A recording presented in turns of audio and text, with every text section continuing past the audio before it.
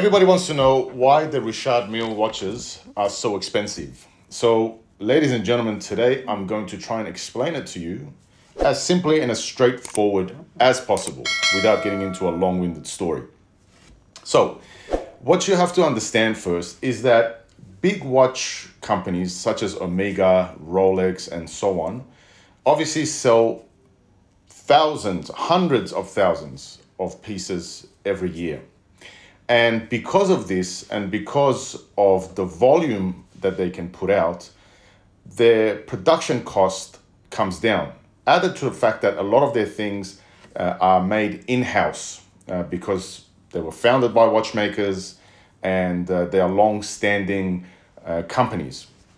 The story of Richard Mille is a little bit interesting because Richard Mille was actually a jeweler, not a watchmaker. And he wanted to combine his passion for watchmaking and his experience in jewelry. And I believe he was actually a very avid Formula One fan. He wanted to combine all that together into a watch brand. So because he was not a watchmaker to begin with, he had to consult a company that can make his vision come true, that can make watches for him. That means he needed a company that would be able to make the case, that would be able to make the movement, that would be able to make the design, that would be able to make the screws, and so on and so forth. And that's not such a simple thing. Luckily, there is a company that does exactly that. They are a third-party company, and they can make any movement, any kind of watch for you, and basically put your own brand on it. Basically kind of like drop shipping, right? And I believe this company is called Renaud and Papi in Switzerland. So he consulted them. Luckily enough, he was actually friends with one of them, one of the owners of the company. And that company has since gone on to be taken over by AP. So a lot of the parts that are made for AP watches are actually made at that company. And they actually specialize in being able to make a lot of complex parts of the movement. So we're talking like tourbillons or like chronograph tourbillon movements and things like that. So they are basically the best of the best in regards to being able to make pieces. Very well respected, and they can do pretty much anything. They have fantastic engineering and they can do things custom made for you as long as you're able to explain to them what it is you want. So naturally, he's come to them with a particular vision for his watches and a particular design, something that does not exist yet. So they can't take pieces from other watches and be able to put into what his design and his dream and his vision is. So, for example, even the screws here that you see on Richard Mille is a unique design to these watches. You don't find these on other watches. What that means is that this company has to be made to go and create these screws, the design for these screws. Now, if you're having normal screws used for any regular watch, that's going to be much cheaper. But as soon as you start telling a particular company, I want you to make my screws look like this, and then you add to that fact that you want the screws to be made from certain precious alloys and metals and things like that, the cost starts to really creep up, right? And then added to that fact that we're not working with big volumes here, right? There's only ever a few thousand pieces of a Richard Mille watch that's made per year. It's not like, for example, Omega, like I was saying at the start of the video, or Rolex, where they're rolling out, you know, tens, hundreds of thousands of different types of watches. So you need to understand that when you're making a particular screw that's this specific design, that also requires now particular tools to be able to work with unscrewing that screw without damaging it, for example.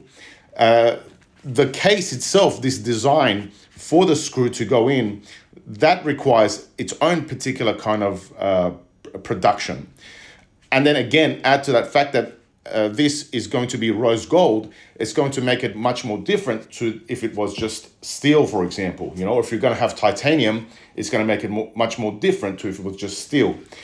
And even within the movement itself. So a lot of the Richard Mille watches, you'll see, through its skeleton design, that a lot of times on the sapphire itself, they'll have the hours and different things printed on there. That's not such a common thing on watches, right? Usually you have a sapphire case, like here, for example, or any other watch that you may see, where it's just a sapphire case on top, just a normal sapphire case on top of the watch.